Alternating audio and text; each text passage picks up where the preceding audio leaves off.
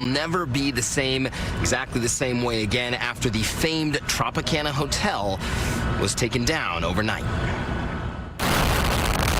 This morning, the historic Tropicana Hotel in Las Vegas taking its final bow.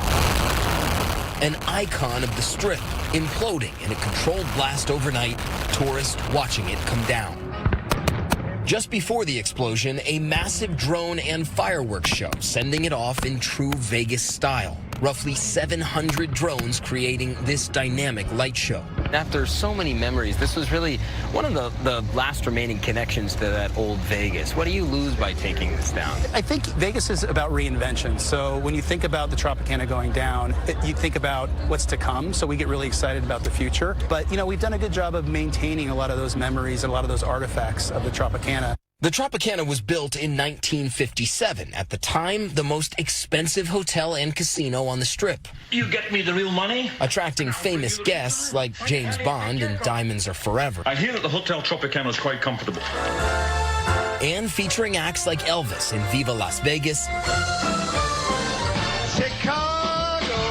And Rat Pack members Frank Sinatra, Sammy Davis Jr., and Dean Martin. And then, of course, there were the dancers. We caught up with two of those former dancers overnight, going down memory lane. This was our livelihood for 20 years, off and on for 20 years. It was our second home. It's where we made all our friends. So tonight, what's the emotion? Is it bittersweet?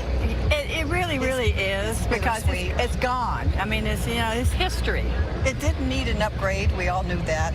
But to have it imploded, kind of like, okay, you crossed the line there. And next up for the site, a controversial new ballpark for the former Oakland, now Las Vegas Athletics.